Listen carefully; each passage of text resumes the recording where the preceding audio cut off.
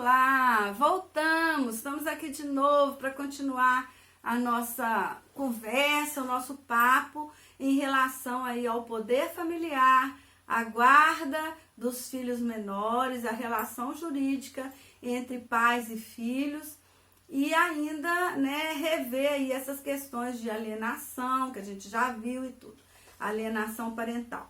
E no último bloco a gente falou sobre a questão da pensão alimentícia.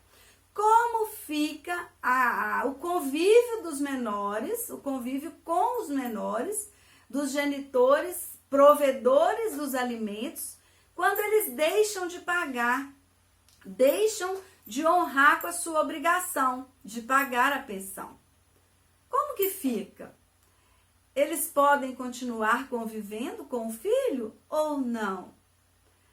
Muitos casos, o genitor que detém a guarda ou o genitor que fica mais tempo com o filho, ele fala, peraí, você não pagou a pensão? Não, então você não vai ver o filho. Não, essa pensão tá muito pouca, eu já não tô dando conta de sustentar o menino com esse dinheiro, não. Então você também não vai ver, não vai conviver, não. Tá errado. Em diversas audiências, quando são executados os alimentos, você tem que, cada coisa no seu ponto. Uma coisa é uma coisa, outra coisa é outra coisa. É assim que pensam os juízes. Se você não está recebendo a pensão alimentícia, você tem o instrumento correto para executar. Você vai executar aquele acordo, aquela sentença. Então, aquele genitor que não pagou, não cumpriu com a sua obrigação, ou ele paga ou ele pode até ser preso. Não é assim? Tá. Mas o dinheiro não tá dando, a pensão tá pouca, e eu tô sabendo que ele ou ela entrou para um emprego melhor, tá ganhando melhor, mas continua dando essa mixaria de pensão. É mais ou menos assim que os genitores pensam, né? Aí, o que você vai fazer? Você tem um instrumento próprio que você vai entrar com uma revisional de alimentos. Lembrando que tudo no direito existe aí o binômio da necessidade, da possibilidade, e tudo no direito é questão de prova. Então, aquele que alega que vai provar. Agora, se o genitor não pagou a pensão, por que ele não pagou? Isso não interessa. Às vezes não pagou porque não quis, às vezes não pagou porque perdeu o emprego. Tem várias situações que vão levar um genitor a não cumprir com a sua obrigação. Agora, o fato dele não cumprir com essa obrigação não pode ser condicionado à convivência com o filho. Então, se chegar numa audiência, eu já tive várias audiências que o juiz foi muito claro. Se ele não pagar, você vem aqui que eu mando prender ele. É assim que o juiz fala. E se não tá dando, entra com a revisional. Mas deixar o convívio, bloquear, impedir, não pode. Então, mesmo que o genitor não pague, não cumpra com a sua obrigação, ele tem o direito de conviver. É complicado? Mas é assim que a coisa está funcionando. A criança não pode, ele não entende, criança não lida muito com essas questões econômicas. Eles lidam mais com o afeto. Eu quero ver meu pai, eu quero ver minha mãe, é o dia de eu ir ver meu pai, é o dia de eu ir ver minha mãe, então é isso que eu quero. Criança olha essa questão do afeto, né? Então o correto é você buscar a solução pelos caminhos corretos, que é a revisional de alimentos ou a execução, ok?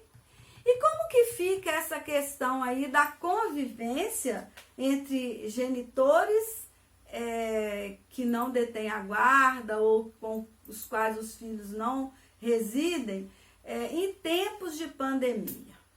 Esse também é um tema polêmico.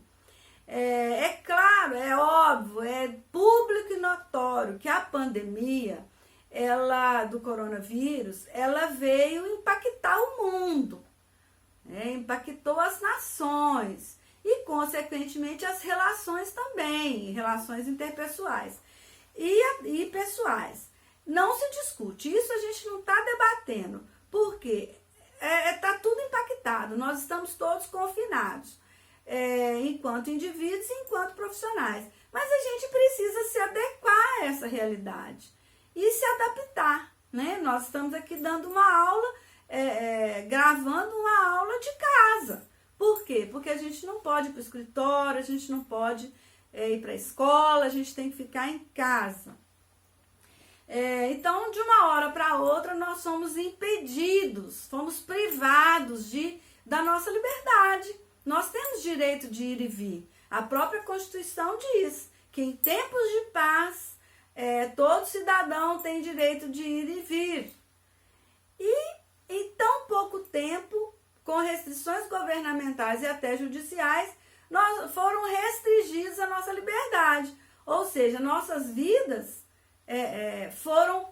nossas idas e vindas foram restringidas em prol, em benefício, em virtude de um bem maior, que é o bem social. E essa realidade, né, que a gente está vivendo, ela também vem impactar o mundo jurídico. E, claro, não poderia deixar de impactar as relações familiares.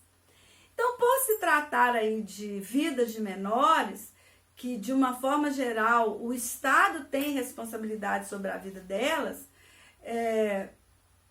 esses indivíduos, né, menores, pequenos, que precisam de alguém representá-los, né, para cuidar deles, aí a pandemia veio fazer o quê? Veio trazer, foi conflito. Ela trouxe, foi mais conflito, motivo de conflito entre os genitores. E aí o que acontece? Numa repercussão aí nacional, internacional, há nas varas de famílias inúmeros pedidos de suspensão desse convívio, ou das visitas, como alguns colegas tratam, pedindo para suspender em tempos de pandemia a esse convívio. E os juízes, em suas respeitáveis decisões, sempre pautadas aí no melhor interesse do menor, na busca aí de coibir, né, a contaminação desses menores, eles vêm acatando esses pedidos e vêm suspendendo o convívio dos menores com aqueles genitores com os quais eles não residem. E qual que é o foco dessa decisão? Proteção dos menores. Eles entendem que é o melhor interesse do menor. Aí, para desenvolver esse trabalho e falar, né, desse tema, eu fiz algumas pesquisas, claro, tenho conhecimento também da própria formação, mas eu li um artigo que eu achei muito interessante, do Dr. Rodrigo da Cunha Pereira, que é presidente do IBDFAM. O IBDFAM é o Instituto Brasileiro de Direito de Família. E aí eu li esse artigo, que é agora recente, de abril, e no qual o Dr. Rodrigo manifesta o entendimento dele sobre esse assunto. E eu achei interessante porque veio de encontro ao que eu penso também.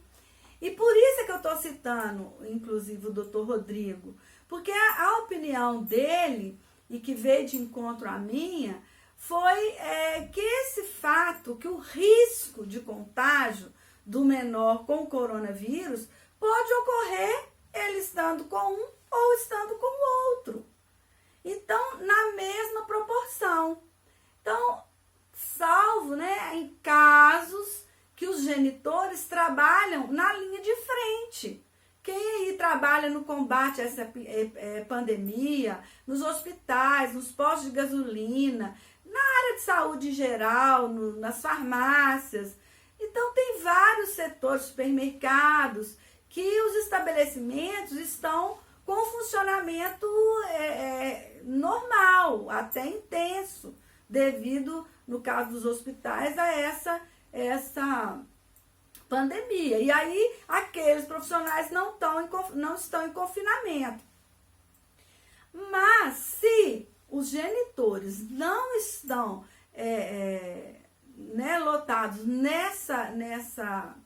nessa equipe aí de linha de frente de combate à pandemia, eu entendo que não caberia suspender, não. E o doutor Rodrigo também entende assim, por isso até que eu estou citando ele, porque é claro, né, gente, que em toda situação, mesmo que não tivesse havido a suspensão, que os genitores não trabalhem em linha de frente e tal, mesmo nessa situação precisa haver aí cuidados essenciais com a higiene, cuidados necessários para proteção tanto do adulto quanto da criança. Mas eu compilo muito com a ideia do Dr. Rodrigo de que não deveria haver a suspensão, não, porque faz falta, a gente está aí numa insegurança, a gente não sabe até quando vai perdurar essa pandemia. E aí, como é que vai ficar esse relacionamento? Você vê que eu mesmo posso dar um testemunho, tem um mês que eu estou em casa, confinada, trabalhando de casa, fazendo tudo daqui. Não estou saindo para nada. Mas isso está me fazendo falta, o convívio com a minha família, com meu pai, entendeu? E olha que eu já sou adulta, meu pai já é mais velho, ele também está sentindo falta. Então, assim, o afeto é muito importante, o carinho é muito importante.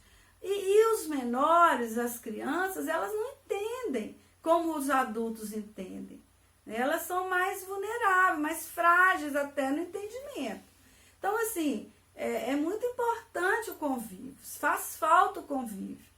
Então, eu entendo que resguardando aí todos os cuidados necessários para a proteção do menor, eu não vejo, assim, razão para suspender tudo, não.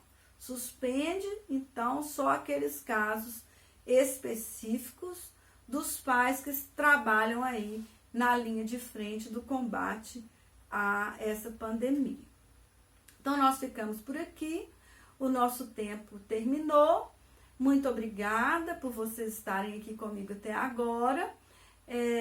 Nós teremos novos vídeos que a gente vai postar mais à frente, então não perca, né? Siga o nosso canal do YouTube, e entre lá, se inscreva, deixe sua like e a gente vai caminhando por aí, tá bom? Muito obrigada, tchau!